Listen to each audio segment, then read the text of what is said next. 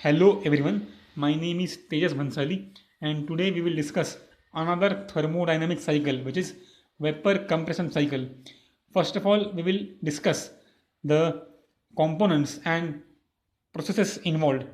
The first component is the evaporator where the constant pressure heat addition take place. It is basically a heat exchanger where the cold refrigerant will exchange its heat with hot brine solution and change its phase from liquid to pure vapor. After evaporation, it will pass through the compressor where the refrigerant will be compressed from low pressure to high pressure, high temperature limit.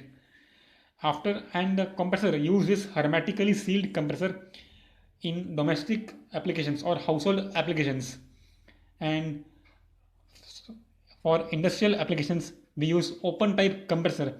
The difference between the two is that in hermetically sealed compressor the motor and the compressor are on same shaft, while in open type compressor both the motor and compressor are on different shaft and are joined by a belt pulley system. After compressor, it then passed to the condenser where where constant pressure heat rejection take place, and after coming out of condenser it will sorry and in condenser the phase change will take place from superheated state or pure vapor state to the pure liquid state, and after condensation of refrigerant it will pass to the expansion or throttling valve where isenthalpic expansion take place. Now let us discuss the setup diagram and the simple block diagram where you can see that temperature T1 and T2. T2 is the evaporator temperature and T1 is the condenser temperature. R is the refrigerator or the work supplied to the this is W, work done or work supplied to the compressor. Q1 and Q2 are the heat rejected and Q added to the system. So COP is refrigerating effect upon work done. RE means refrigerating effect which is obtained in the evaporator and its value is equal to Q2. So COP or coefficient of performance is a ratio of refrigerating effect upon work done or work supplied to the compressor. Now let us look at its setup diagram. First the refrigerant will come to evaporator. From evaporator it will come to the compressor. Now the entry of the refrigerant at compressor will be of three types: either wet refrigerant, dry refrigerant or superheated refrigerant. Now superheated with 3 to 5 degree of superheat is desirable because if wet refrigerant will enter the compressor it will damage the valves and eat away all the lubricant of the compressor, and it's very difficult to maintain dry saturation temperature. So superheat with 3 to 5 degree of superheat is desirable. If it's more than that, then the compressor will burst. So you will have to choose the very high thermal resistance material for it, which will be very costly. So after compressor it will pass through the condenser where its phase will change from pure vapor or superheated vapor to the pure liquid, and at the outlet of condenser then there is a expansion or throttle valve where isenthalpic expansion take place, where enthalpy remains constant while expansion. And as you can see the denotation says T1 is the condenser temperature, T2 evaporator temperature, and W is the work done or and R is the refrigerator. And after passing to the throttling valve, it will again pass to the evaporator and cycle will go on continuing. Now let's discuss its pH and TH diagram. pH is on y-axis I have pressure and on x-axis I have specific enthalpy. So you can see that from 1 to 2 there is isentropic compression where its enthalpy increase from H1 to H2. As you can see that the condition at entry of compressor is wet refrigerant, and at the exit you can say there is the dry or pure or saturated refrigerant. From the compressor it will go to condenser. From point 2 to point 3 there is a condenser where constant pressure heat rejection take place. And as you can see at the exit of the condenser the condition is pure liquid state. And from this to this point there is the expansion valve or throttling valve where the enthalpy of refrigerant while expansion remains constant. And from the expansion valve it again enters the evaporator and the cycle goes on continuing. Now these are the processes occurring in the VCC plant, and I have depicted them on pH and TH diagram. So you can see 1 to 2 is the vertical line as it is the isentropic compression. Then 2 to 3 is the constant pressure heat rejection process. As you know that these are the constant pressure lines for TH diagram. And 3 to 4 you can see that isenthalpic expansion is taking place, which leads to increase in the entropy. So this is the isenthalpic expansion.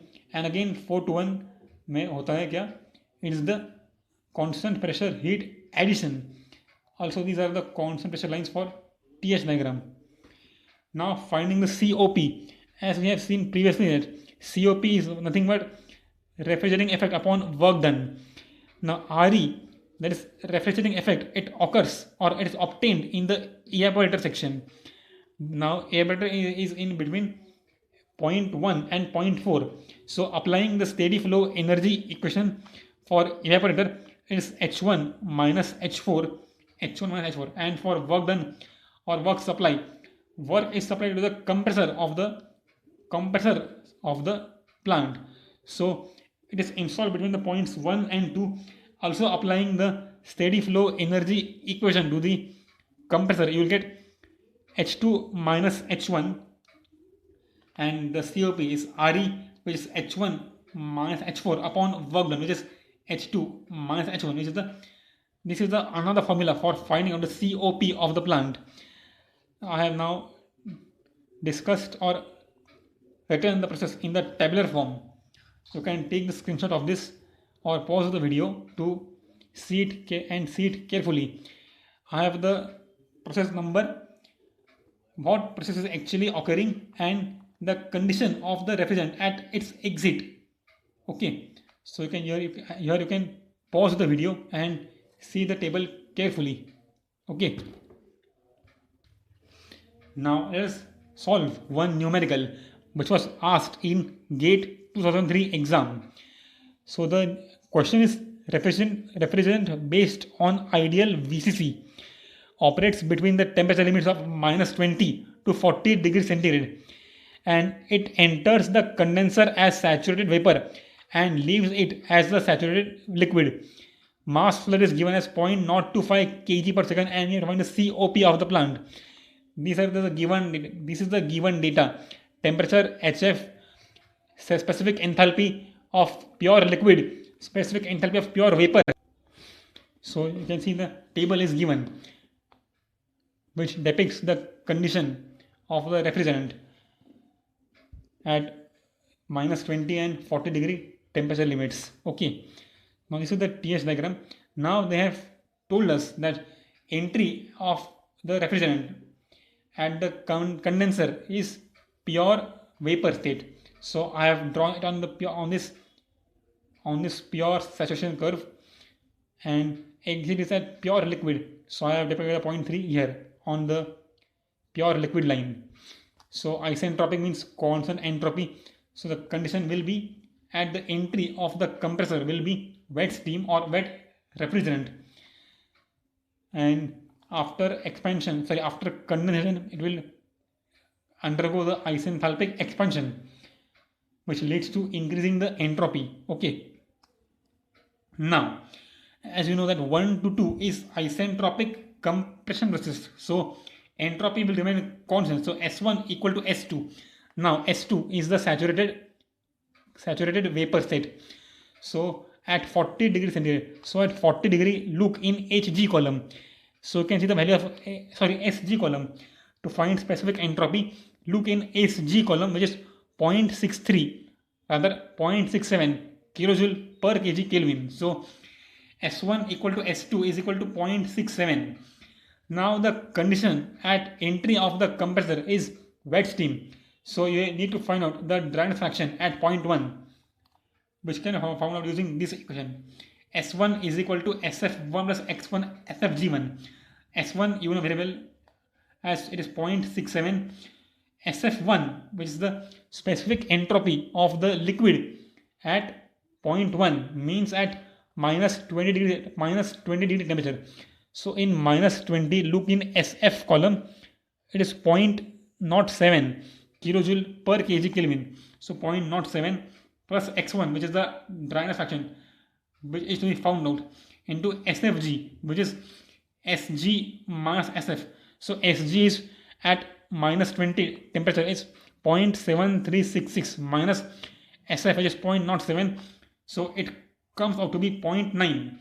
Means there is the means at entry of the compressor there is 90% of vapor and only 10% of the liquids. So जैसे हमने enthalpy entropy find किया, वैसे ही find करेंगे हम specific enthalpy using same formula. H is equal to HF1 plus X1 HFG1. H1 we have to find out. HF1 means minus 20 degree पे HF का value जो कि गिवन है एज जो कि गिवन है 20 किलो जूल पर केजी, सो 20 kilo joule पर केजी प्लस X1 जो हमने ऊपर फाइंड किया जो जिसका वैल्यू है 0.9 इंटू HFG जो कि होता है Hg माइनस HF. सो Hg गिवन है 180 माइनस 20 के टेम्परेचर पे एंड HF है 20. So 180 minus 20. So H1 is equal to 164 kilo joule per K G. Now H2 जो कि है ऑन प्योर और सैचुरेशन वेपर लाइन, तो H2 और उसका टेम्परेचर है 40 डिग्री. सो 40 डिग्री पे Hg क्या आएगा? Hg is 200. तो H2 का वैल्यू है 200 किलो जूल पर के जी. H2 का वैल्यू है 200 kilo joule per K G. Now H3 is equal to H4 since 3 to 4 is isenthalpic process, constant enthalpy process. तो H3 equal to होगा 40 degree पे जो HF होगा वही HC होगा. तो 40 डिग्री पे HF गिवन है तुमको 80 kilo joule per K G. So H3 is equal to H4 is equal to HF 80 kilo joule per K G. Now COP is equal to H1 minus H4 upon H2 minus H1, and by substituting the values you get the value of COP as 2.33. So I hope you understood today's lecture, and if you really like this lecture, please like this video, share this video and subscribe to my channel. Thank you.